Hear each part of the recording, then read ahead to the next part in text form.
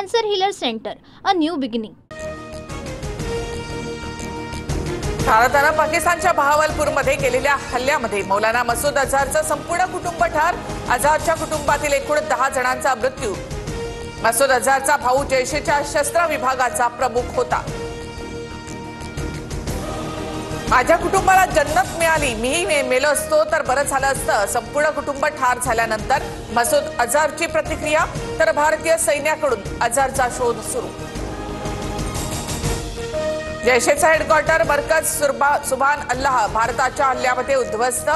जैशचा म्होरक्या मसूद अझहर याच मुख्यालयामध्ये राहायचा. मसूद अझहर हाफिज सईदच्या ठिकाणांवर भारताचे यशस्वी हल्ले. जैश-ए मोहम्मदचे 100 दहशतवादी ठार. भारताच्या हल्ल्यामध्ये लष्कर-ए-तैयबाच्या 6 मोठ्या कमांडरचा खात्मा. मुदस्सीर, हाफिज अहमद, अब्दुल मलिक, वकास आणि कमांडर हसन भारतीय एअर स्ट्राईकमध्ये ठार.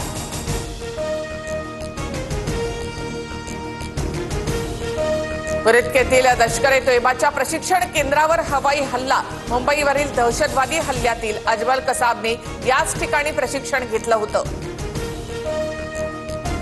भारताच्या हल्ल्यामध्ये जैश-ए मोहम्मदचे 4, लष्कर-ए-तैयबाचे 3 आणि हिजबुल मुजाहिद्दीनचे 2 तळ उद्ध्वस्त.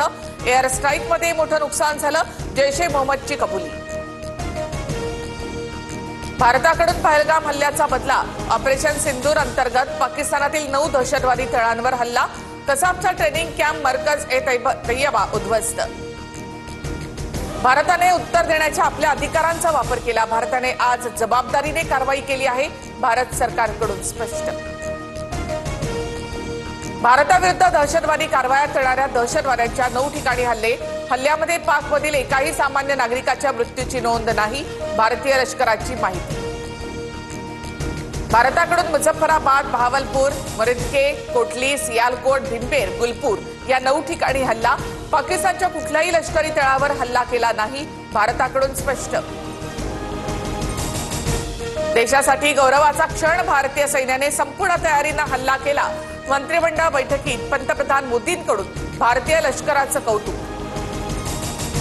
भारताच्या हल्ल्याला कोणतेही प्रत्युत्तर देऊ नका. अमेरिकेचे परराष्ट्र मंत्री रुबियो यांचा पाकला थेट इशारा. भारताला दहशतवाद्यांच्या विरोधात कारवाईचा पूर्ण अधिकार.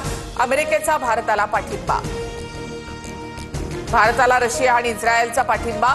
भारताच्या स्वसंरक्षणाच्या अधिकाराचे इस्रायलकडून समर्थन तर रशियाकडून भारत-पाकिस्तान तणावाची चिंता करत दोन्ही देशांना संयम बाळगण्याचं आवाहन. भारतानं पाकिस्तानमध्ये केलेला कारवाई खेदजनक. भारत आणि पाकिस्तान हे आमचे शेजारी. चीन सर्व प्रकारच्या दहशतवादाला विरोध करतो. दोन्ही देशांनी शांतता राखावी. चीनचं आवाहन. ऑपरेशन सिंदूर नंतर पंतप्रधान निवासस्थानी पंतप्रधान मोदी, संरक्षण मंत्री राजनाथ सिंह आणि गृहमंत्री अमित शहा यांची बैठक. बैठकीमध्ये ऑपरेशन सिंदूर बाबत चर्चा झाल्याची माहिती.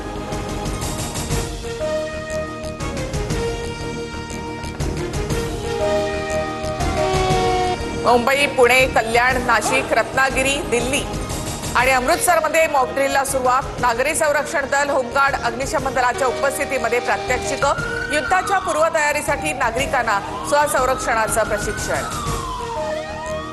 पाकिस्तानची हवाई हद्द 48 तासांसाठी पूर्णपणे बंद.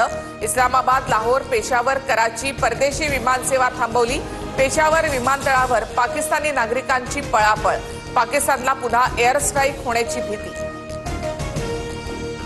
जम्मू, अमृतसरसह देशातील 9 विमानतळं 10 मे पर्यंत बंद. ऑपरेशन सिंदूर नंतर सरकारचा मोठा निर्णय.